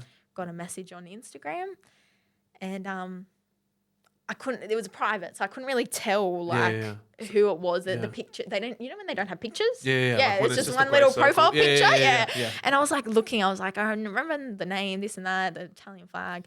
And I was like, oh, are you this guy? Like I tried to put the pieces together. He goes, oh yeah. And I'm like, why are you messaging me for? Yeah. Like I was very You're like, fuck, he's one of those cheater guys. Just I was sliding like, into other girls' why are you DMs. messaging me for? Yeah. And I played like very like I was Cold? not interested. Yeah, very, very cold. Yeah, like yeah, he says it now. He's like, you were so cold. He goes, he had broken up with his girlfriend. Yeah. Very close after our meeting. Oh, Not really? because of me. There was other things that happened. He got yeah. cheated on. But what's it called? After that, he was speaking to his dad about it and goes, like he remembered me and was like, oh, that would be the ultimate girl for me too. Wow. And he was speaking to his dad about it. And so it took him 3 months to like after that message me and try to like, you know, talk things up. Yeah. But I thought it was like a game with his friend or whatever. So I was you wouldn't have known. I wouldn't have known. Like, you know, those things happen all the time. So I was like, I'm not getting caught up in that. Yeah. And so, yeah. And then that's kind of like how it eventuated. Then I realized he was a good guy in it for the right reasons. Yeah. And then, we got together and stuff like that. wow. And then 10 years later. But yeah, Crazy. the family thing. And that was quite a bit of an up and down in like our 'cause relationship. That's very hard, right? Like going through, I mean, not being accepted by your partner's family would probably be one of the biggest challenges in anyone's life. It was really hard for me. When was that? When was that like when you were going through it? Because you've been probably dating about like 3 years into our relationship. I think I started knowing who I was as a person. Like I was very confident. Like I always kind of spoke my mind, or if I saw something that was not right, like I always kind of say something. Whereas he's a bit more like chill, bit more non-conflict back then. Yeah. So like I was a bit more on the high maintenance side back then. He was a bit lower maintenance side. I was less patient. He was more patient. We're kind of yin and yang now over the years. Like we've switched the dials really? now. Yeah, It's for flipped. sure. Yeah. Okay. And so, it was just very up and down. Yeah. And I guess what happened. Sorry, I forgot the question. No, it's okay. No, it's just like how did that impact you in your journey? Like, you know, with your partner's parents obviously not being approving of you. Yeah. It's very rough, right? Because one, I think it smashes your confidence, but two, at the same time, it's kind of like, well, I love this guy. Yeah. But is it kind of like one of those, if you love him, let him go moments? Or is it like, you know? We did have a few of those. Yeah. Yeah. I think, like I said, I think it was 3 years into it or something. And I was like, do I see my life playing out like this? You got the crazy mother-in-law. Yeah. And I was just kind of like playing it forward. Yeah. And I was just like, this could be like the end of it for me. Like, is it worth going? And he was so committed to me. Yeah. And like, I did not see any like red flags with him or anything like that. And I was like, if I had to compromise, I was like, I have to remember this is who I'm marrying. I'm not marrying his like family. Yeah. So I was like, am I going to give up something so good in my connection and stuff like that because someone else is going to ruin it? Yeah. And I decided not to. Yeah. And so we've actually never broken up. Yeah. Ever in our whole 10 years. Yeah. Because he said, if you're calling it, well, then that's call it. it. Yeah, We're calling it. yeah. So we've never called it, and we don't wow. like joke about those things really. Yeah. Or anything And I think like that's that. very important. Yeah, I think so. And you know what? I think people, like if they've had that like little fight or something and they're just like, oh, I'm just going to throw in the towel now. Yeah. Like we have so many little arguments or fights like over the years, or even like that was, looking back, that was such a little thing. Yeah. We've had so Big much fights, right? bigger things that have come. Yeah. Yeah. But like at the end of the day, he chose like, yes, I'm going to live my life with you. You're going to be the mother of my children. Yeah. And same with him. So like we choose each other. Ooh, Like at the end of the day, right? You Yeah. have to make choices. Like you choose each other and you make choices to keep doing that at the end of the day, even though it's hard. Yeah. It's really hard, especially marriage and having like a kid and throwing businesses. So he runs his own business What too. does he do? He's in real estate. Okay. Yeah. So technically he's under someone else, but he's a contractor as well. Yeah. So He's an sales- agent? He's an agent? He's an Yeah, yeah, agent. yeah, So if yeah. he doesn't make money, like, you know, it's on him too. Yeah. And with my business. So throw 2 businesses, a kid, A lot of marriage, stress, a mortgage, a lot of like it's, pressure. you know, but you make it work. Yeah. Like, and I think that's the main thing. And it's, you know, what you value at the end of the day. We don't want a broken family because we see the repercussions of that. We don't want our son growing up in that kind of environment. Yeah. We want a nice environment. We want a loving family, all that kind of stuff as well. But Very, yeah, very, very, very special. that's Very exactly, that's it. But with the weight thing, I guess progressing on that, Mm. lost it. Yep. COVID happened. Yep. I got this corporate job, Yep. working very hard, long hours, making millions for other people. Yeah. I put it all back on. Damn. Yeah. So it's like literally plus 20, minus 20, plus 20. More. Minus 20. I put more. More. Yeah. So every time I got closer higher to and higher. 85. Oh, Yeah, it was really bad. And I had to it was that point in time. It was like relationship struggles, family struggles. My family's business wasn't doing very well either. Struggles there. And I learned a lot looking at like a hospitality business and how hard it is to run like a services, and you have to be there and stuff like that. It's really hard. And I learned from that, and I go, oh, I don't want that. So that's why I love ecom, because it gives you a bit more like flexibility and stuff like that. Yeah. And then other things that like just came out in the family that we didn't know about as well. Yeah. And so there was a lot going on. And look, your man stuck by your side this whole time. Oh, well. yeah. So look, props to him. Props to him. He did. Yep, for sure. What a like guy. the most loyal person, hardworking person, and he's very hardworking. Yeah.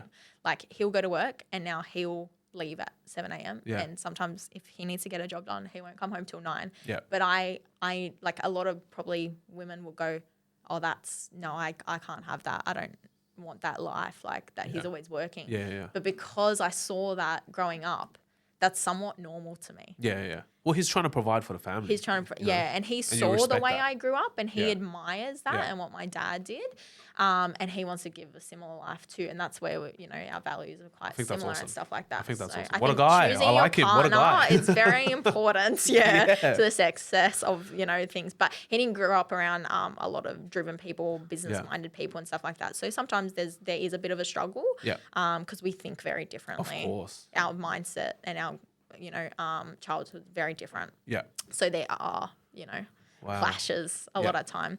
And one of those clashes was when I was in corporate. I was getting sick of it. It was a toxic environment. I was getting worn down, so big. My weight was always fluctuating, all that kind of stuff. Yeah. And my sister had just had the gastric sleeve surgery. Oh, wow. Yeah. And she's 3 years younger than me. Wow. And she said, why would I want to be this? Because we both had the same kind of struggles, coming from a similar background. Yeah. And she goes, why would I want to be this weight? Like, why? Like, I'd want to be skinny now and enjoy my 20s. Yeah. Then why would I do it later when I'm like 40, 50s? That's true. Because we're not gym people. Yeah. So we have a problem with like Diet food and and stuff eating, like that. We've tried. She did the diet stuff as well with me. Yep. She could lose it, but then we put it all back on. Yep.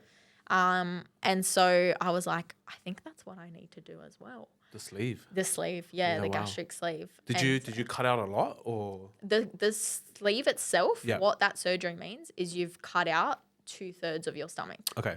So they basically they do it a bit different. So there's the band and the sleeve. So I got the sleeve. So this is permanent. Like I only have like 1/3 of my stomach. That's right. now. It's like a snip and a stitch. Yeah. I think, Yeah. So she did that, and I saw she was just glowing. Yeah. And like all the positive energy, and she had just met someone at that time, and Oh, I could see cute. it all happening for her, and I was like, man, I need some of that energy. Yeah. And so I know it's quite like a drastic thing to like do.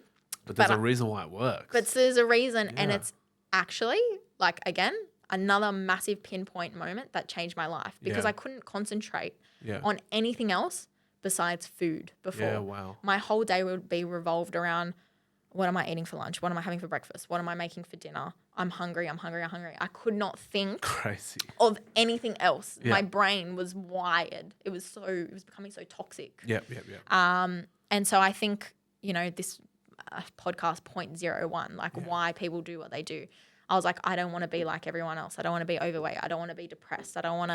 I need to do something drastic to make drastic changes like in my life, right? Yeah. And so I just caught it. Even if people around my husband, he was not like into it at all. Like we weren't actually married at that stage. We were just still engaged.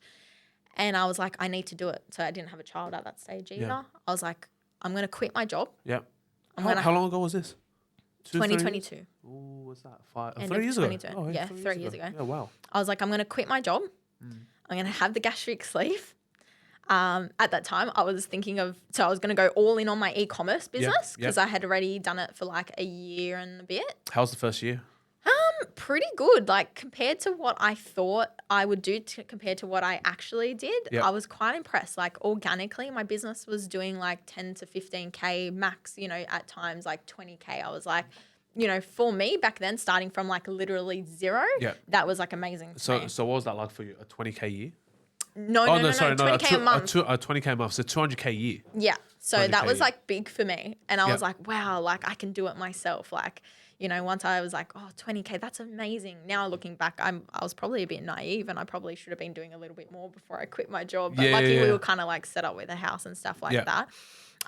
But I also wanted to like breed my girls as well because I've always wanted to like raise puppies and stuff like that. Yep. So it was like these massive big changes because I was so stuck in life, so depressed about certain things. Like I'd lost people, but not lost them in a way. It's really, I've learnt this over the years, but like grieving people that actually haven't died.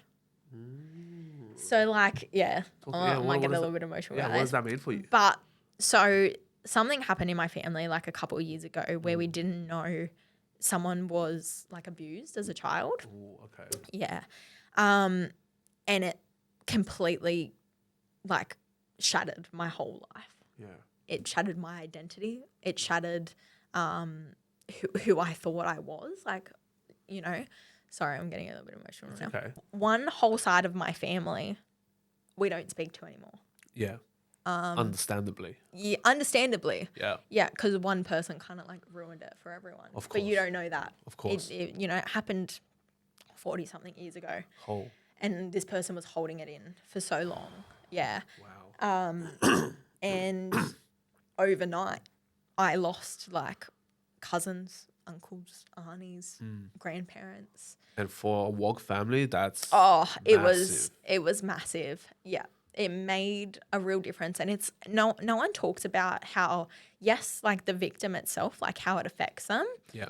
but the family around them. Of course. Because it's like, what's going on? You're trying to like process in one moment. I've just like lost half my family. Yeah. Well, Like your whole reality's just been shattered. It's been absolutely shattered. My identity, the people that I thought that I knew just completely changed, right? Because you have to support the person on your side and they have to support the person on theirs. Yeah. So you go from being so close and family to not enemies, but like... just gets ripped in half. It gets ripped in half and you don't know what to do. Do you talk to these people or do you not? Like... That's so sad. It is really sad. And I was not expecting it in a million years. I never thought it would happen to me. Yeah. And I think people don't realize that. Everyone says, oh, I never thought that would happen to me. And I looked at people growing up and their family was separated and they didn't speak to the... Like, I never had that. So that was like a really big turning point, like, in my life, where it changed the direction of my adulthood. Yeah. And how would you say it impacted you? Like, very, like, hugely. Like, the way it's impacted. So from that, there's been things that have spiraled from there. So fast forward after my parents got in business together, which probably was not the best idea. Okay. And that, like I said, hospitality. Yeah. It's hard. Try doing it between bushfires and COVID. Yeah. Even worse. And they just kind of like used all the money that they had. Wow. And invested it in the business, but it wasn't the right business to invest in. Wow. And so going from somewhere where it was very comfortable and we all had a really good relationship to somewhere where things were slowly breaking down. You've lost people. Yeah. They've don't have any money, right? Yeah. Like then you could see the marriage falling apart. Yeah. So in the last 12 months, they've separated. Yeah, wow. Which, again, never saw. It was Crazy. like, you know, you never imagine that because their relationship was so strong. I based my relationship as an adult off theirs. Yeah. How I grew up as a child. And the thing is, WOG in Asian households, their parents usually like, even though it sucks or they hate each other, they won't like split. No, because it's shame. It is. Back then, these days, things have changed a little bit more, I guess. Yeah. But yeah, back then it was like shame. I can't, like separate or remarry or this and that. So what it's allowed me to see, unfortunately, is that when these things happen and marriages break down and separation and this and that, and it was quite ugly.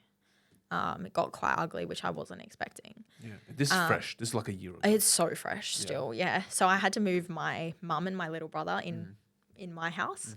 I found out I was pregnant. Oh my God. Yeah.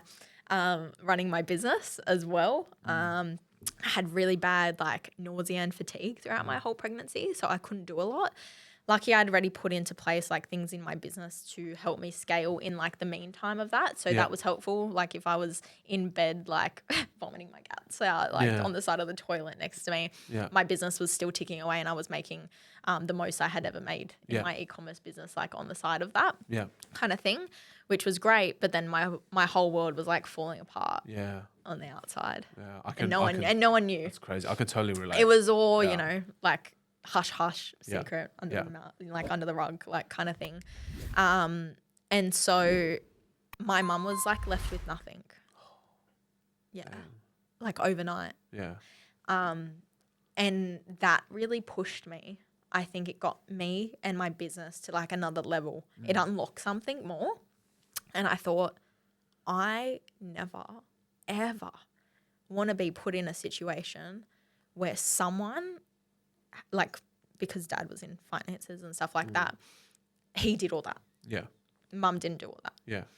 She doesn't have any knowledge around finances or assets, nothing like that. No. So she's quite naive to those kind of things. And she put her whole trust and faith in someone else. Yeah. And I just saw how badly it went. Yeah, and this was like your dream as a kid to have like absolutely that family dream where like, you know, your husband can full support you and then all of a sudden, bang.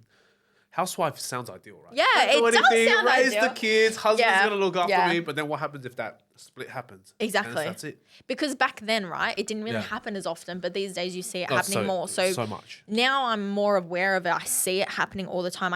I'm hearing stories from other people that are exactly the same now as ours. Scary, It's so scary. And so as a woman, it does feel a bit different, right? Like having that dream and knowing that, and you go, I wanted that. Yeah. And you're going, well, I've got to change my whole mentality now. Yeah. Because I never want to be left pretty much almost not on the street, but like, you know what I mean? Like with absolute nothing. Yeah. And that's how homelessness happens. That's how, you know, women and kids end up in shelters and stuff like that. And I've heard stories. I'm like, that'll never happen to my family. Never. Like I'm lucky that I'm the only one in my family that's in a position to look after them. Do you know what I mean? They have no one else. Yeah. So it's just, it's made like, and it gave me this extra drive. It like fed me. And I said, that's it. Like I want to be in a position where I can help them maybe get back to a certain place. Like I'm a fixer. This is a problem I have. This is another thing about my personality. You're a problem solver. I'm a problem solver. That's awesome. Every time someone gives me a problem, I try to help. Yep. Great and bad. Like good and bad. Yeah, it's good and bad at the same time. Because then I sometimes like overstep the mark or something like that. I get too involved emotionally too. And I'm just like, but like this is how you can fix it or this and that. So now I've realized I can't fix other people's problems. Agreed. And how they behave, the actions and decisions that they make. I can only control what I can control now. And it took me, you know, same going back to, Daniel's family that didn't accept me. I couldn't control that. Yeah. I thought I could. Yeah. Back then, looking back, that's the reason why it made me so depressed. I couldn't control it. Yeah. And so would you say you're a control freak then? a little bit sometimes. Yeah. I've learned to like let go a little bit now. I think I have to. So I can only control what I can control. I'm in charge of me, my mind, my body, the way I feel. So as long as my mindset is in the right place, so I try not to let negative thoughts in too much or negative people have access to me anymore. So, again, speaking about people who I've lost but haven't lost. It's a grief. They're still here living, But it's But the relationship's gone. Yes, you have to let go of the relationship because it's no longer serving you like in a positive way. Yeah. It's like you have to distance yourself a little bit to those people to be able to go further than what you knew before. Like, Yeah. And yeah, so Interesting journey. lots of stuff going That's on. crazy, and a lot happening in the last 12 months too. Yeah, for sure. Isn't it wild to see that at the end of something, there's always the beginning of something else, like you know, this relationship breakdown, and then you're having a baby. Like it's like a end of a relationship, and then you've got the birth of a new life, and it's like life happens that way. And I think a lot of people give up and they don't get back up because they feel like there's nothing good on the horizon. And I've been through many of these moments myself as well. It's very big moments where most other people, I'd imagine, they'll just straight up quit. Yeah, No, probably. that's it. I'm over it. Like, I can't do this anymore. I'll just go back to a job or whatever it is.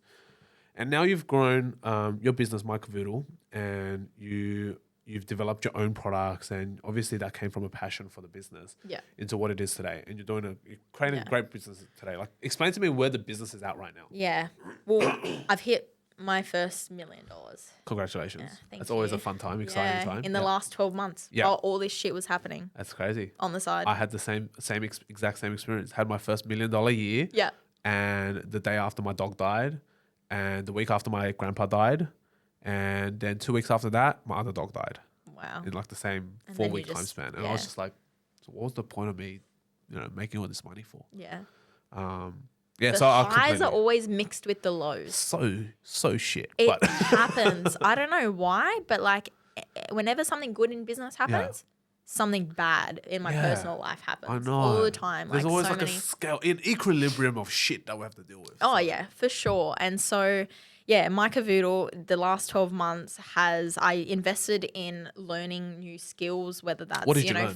Paid Facebook ads. Yep. I learned it. I studied it. I'm getting better at content. I've invested in like more of a team now. I have a content creator. I've got a VA. Like before I was so scared to like let things go to other people. Yeah, it is scary. It is. And no one ever does a good no one ever does as good as a job as us. And then we pay them to make mistakes that lose us money. So it's I get exactly. it. I totally understand that where you're coming. And because I was an employee and I wasn't that way for someone else, I always went over and beyond, like above and beyond. Yeah. I always did more than what I should. And you expect that from others too, You right? do. And sometimes you don't always get that. Like, you have to accept it, like, kind of thing. Yeah, exactly. Times, So, but then you'd be surprised. Like, then you're surprised by some people how they do. Like, I've got Amelia here behind the camera today, and like we're filming on a Sunday, and she full came out with me today to like film this, right? And she always goes above and beyond. We're talking about it in the car, so she's up at 1 a.m. sometimes editing my stuff. So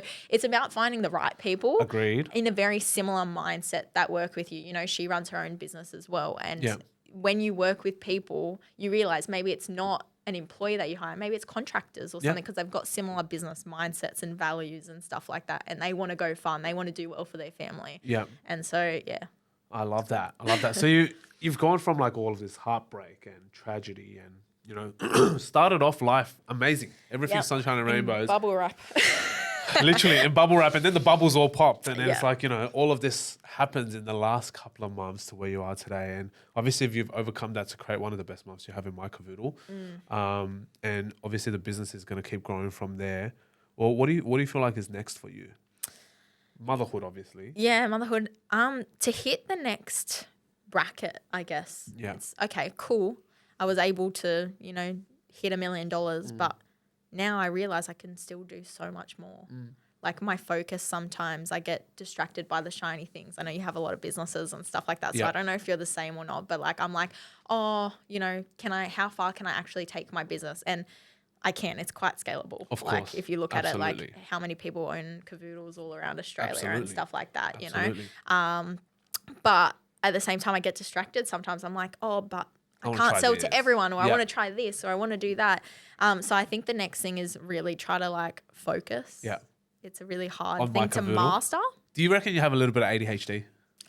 You know what? I never thought I did as a kid because I was able to sit down and study, and I did really well at school and stuff like that. Yeah. Never thought I did. Yeah. I feel like I've developed it maybe in my adulthood. Like I feel like I'm the same. I feel exactly the same. Really? Yeah. People have said that to me quite recently, and I'm thinking to myself, I'm like, maybe I do have it. I don't know. Yeah, I feel like I do, right? And I was speaking to Dylan. Dylan has diagnosed Yeah. ADHD, and for me, I'm like, I feel like over the years doing business, it's just like my brain just goes. If I don't, Scattered. It's just everywhere. It's the multitasking. And people say guys can't multitask. Yeah, don't worry, I can multitask. Yeah, I'm sure with all the businesses you have, you can. It's a bit crazy, but no, that's awesome. I love that. And so, going up towards pretty much the end of our podcast today, I want to kind of find out, right? You've gone through all of these things. A lot of it is very, very psychological. And it's really interesting because, being a mom as well, I think plays a big impact. Coming from a WOG family, relationships, family, super important.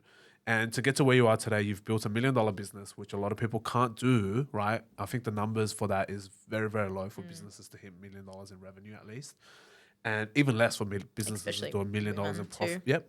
And you're breaking barriers there as well. I have a lot of respect for women that are out there hustling, creating extreme businesses and, doing things that they love and creating a life around what they want to do. I think that's very, very respectable. So all of these things, to me, life is like a game, and I think for you as well, it's kind of like it's very interesting. You get to see it. How you see life is up to you. But for me, life is like a game. And for every game, there's always cheat codes, right? So what would you say for you is the biggest cheat code that you kind of uncovered in your last 27 years of existence to if you could like just cut out all the shit from prior and just get to this $1 million year, what would it be? Oh, that is such a good question. There's probably a few things. There's not probably just one. Yeah, of course. But it is learning. Yep. Mindset, being aware of so I think we get distracted sometimes in life. We probably put emphasis on things that aren't as important as what we think are. And it's down to the individual how much I'm a very competitive person, right? I like to win. Whether it's in a game of sport or now business or something like that, I don't like to fail. Yep. I like to prove people wrong as well. And so I think the quality of having something more to say, like being competitive in a certain way is helpful, because people who aren't passionate about something, like I've realized I'm passionate about business, marketing, e-com, all that kind of stuff, right? People aren't finding their passions early and they kind of just like going through life like, what would you call this? Just like floating. You're like a floater. You're a floater. Yeah. Yeah. Instead of really finding themselves like quickly or knowing who they are, because I knew who I was, my identity as a child. Yeah. Then it kind of like got shattered. I had to re-find myself and who I was and what I stood for and my morals and my values. And you got to really stick to them and don't get swayed by other people. I don't drink. I don't smoke. I've never done drugs. I've never touched a cigarette in my life. Look, I don't get up at 5 a.m. and go to the gym though or anything like that. Not a 5 a.m. clubber either. But no. Only for fishing. So not for fitness that way, but I did do what I needed to do to make myself healthier and feel more confident. So I still feel like people would say I cheated. My husband says that. He goes, oh, you cheated and you just cut your stomach out. I go, you know what? Good. You said, did what you got to do. What's your cheat code to succeed in life? If you can't figure out something in one way and you've tried it a million times and you can't break through that ceiling, how many times did I lose weight? Up and down, up and down, up and 100%. Down. And I thought, stuff it. I'm just going to do something more permanent that works and give it a go. And I lost body like 30 something kilos. And I've been the, skinniest, less weight that I've ever been in my life. Yeah. Skinny legend. But I broke through that barrier there, right? That was a cheat code. Whatever it takes, I think it is. I did whatever it took to get me there. Yeah. And now, like, I have that next drive and push because I'm not constantly thinking about that distraction of food or whatever it was, you know? In business, the same thing. It's like, okay, what's next? How do I get to this? What's distracting me? The shit with my family, distracting me. Okay, cool. Put that aside. I tell people, I don't want to talk about that anymore. You know, we've stopped talking about things now. Not to sweep it under the rug or anything, but like we don't sit there and dwell in things anymore. We move on. Yep. You know, so if someone's talking to me about something, I say, I'm not in that mindset. I don't want to talk about that anymore. Not interested. I've got to move on. Yeah. So I love that. That's like another thing to like shut things down. Like, or if someone's talking negative to me, I'll be like, I don't want to hear it. Don't want to hear it. You know, I'm like, stop playing the victim. Yeah. I try to give them the solutions. If they don't want to hear it, go away then. Laters. Yeah, whatever, That's laters. awesome. I love that. I think that's actually so important because there's going to be many, many times in your life where people ask you for advice and they just don't take it, or so many times. They don't want to change either. So it's like, you know, you can't help people who don't want to be helped. Yes, that's a big cheat code in life. Yeah.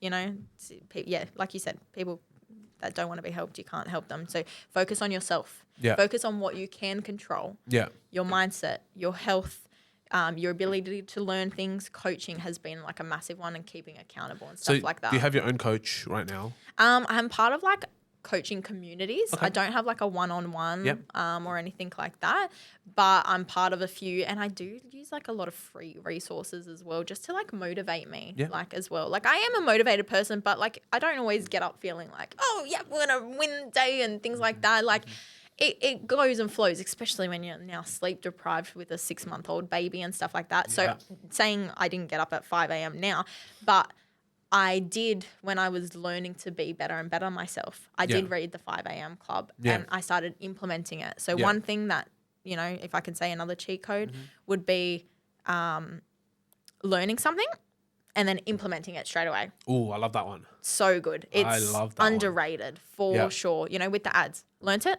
implement it straight away, saw the results straight away. Wow. 5 a.m. Get up at 5 a.m. every day. And I did, instead of exercise, I learnt something. I spent an hour watching a course or reading something or listening to a podcast.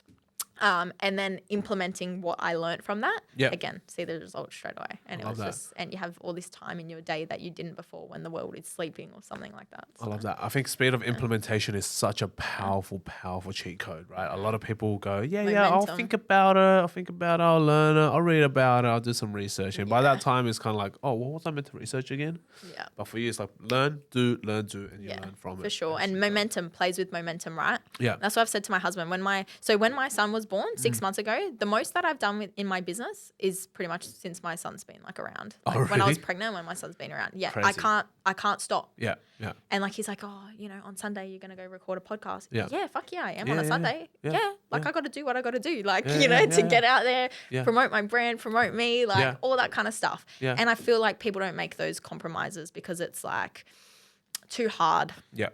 It's too hard. It's I'll do it another day or do it today. Yeah, I agree. Yeah. I agree. And absolutely. Do it now. Like, and you know, like I said, momentum, time, all that kind of stuff definitely plays into it. Well, fantastic. Well, it's been a great episode. I think big insights. Hopefully you got some good stuff out of it. Oh, no, absolutely. I think so. I think definitely a very, very interesting look into your life at the moment. So where can people find you? Where can people follow you on socials? Like what's your tags? What's the business? Yeah. So my business, we probably didn't go into too much today, but you can find me at mycavoodle.com.au. Yep. And it's all products to do with cavoodles and things like that. And then my personal page is Bella Moro. Yeah. I think it's _ my marketing empire. Beautiful. Yeah, on Instagram. So fun times. Thanks for joining us on the episode. Thanks, Alan. It's Appreciate been you having me. Yeah. Been another fun episode of 0.01 where we explore the mindset of the 0.01ers, you know, what it takes to become the best and win at life. So thank you very much. Till next time. Thanks. Thank you. I hope you have enjoyed that episode of 0.01. Make sure you subscribe to our YouTube channel and follow along on all our socials at 0.01 Podcast to watch all of the shorts again.